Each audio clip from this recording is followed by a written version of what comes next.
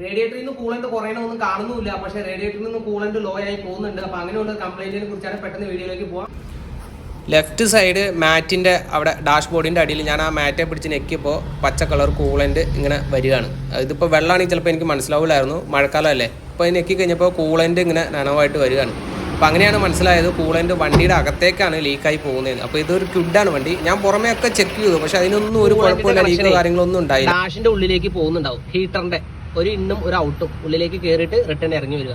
അപ്പോൾ അതിൻ്റെ ഉള്ളിൽ ഹീറ്ററിൻ്റെ ആ ഒരു എന്താ പറയുക, ഒരു കുട്ടി റേഡിയേറ്റർ പോലത്തെ ഒരു സാധനമുണ്ട്.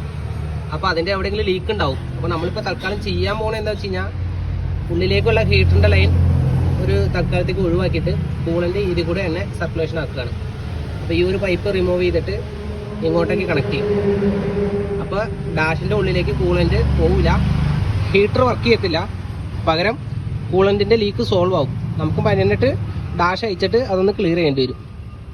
കംപ്ലൈന്റ് ആണ്, കുറെ വണ്ടികൾക്ക് ഇങ്ങനത്തെ കേസ് വരുന്നുണ്ട്. നമുക്കിപ്പോൾ റേഡിയേറ്ററിൽ നിന്ന് കൂളന്റ് കുറയാണെന്നുണ്ടെങ്കിൽ ഒന്നല്ലെങ്കിൽ ലിഫ്റ്റിലേക്ക് പൊക്കി ഇട്ടിട്ട്, അല്ലെങ്കിൽ വണ്ടിയുടെ അടിയിൽ നിന്ന് കറക്റ്റായിട്ട് ചെക്ക് ചെയ്യുക, അല്ലെങ്കിൽ റാമ്പിൽ ഇട്ടിട്ട് ചെക്ക് ചെയ്യുക. വണ്ടി സ്റ്റാർട്ടിങ്ങിൽ ഇടുക, സ്റ്റാർട്ടിങ്ങിൽ ഇട്ടിട്ട് ഒരു 15-20 മിനിറ്റോളം വെയിറ്റ് ചെയ്യുക വണ്ടിയുടെ ഫാൻ കറങ്ങുന്നവരെ. എന്നിട്ട് എല്ലാ ഭാഗങ്ങളിലും കൂളന്റ് ലീക്ക് ഉണ്ടോ എന്ന് ചെക്ക് ചെയ്യുക.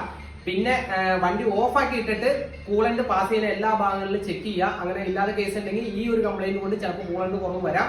പിന്നെ വളരെ അപൂർവം ചില കേസുകൾ ഹെഡിന്റെ ഇടയിൽ കൂടി ഇറങ്ങി കത്തുന്ന കേസും വരാം. ഇത് വർക്ക്ഷോപ്പുകാർക്ക് വേണ്ടിയിട്ടല്ല, വർക്ക്ഷോപ്പുകാർക്കൊക്കെ ഇതൊക്കെ സിമ്പിൾ ആണ്.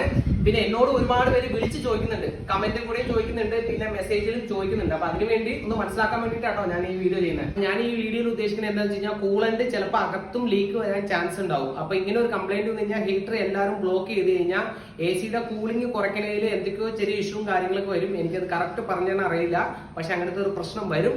അപ്പൊ അതൊക്കെ നോക്കിയിട്ട് ബ്ലോക്ക് ചെയ്യുക. പറ്റുന്നുണ്ടെങ്കിൽ അത് അയച്ച് ക്ലിയർ ചെയ്യാൻ തന്നെ എല്ലാവരും ശ്രമിക്കുക. ഓക്കെ.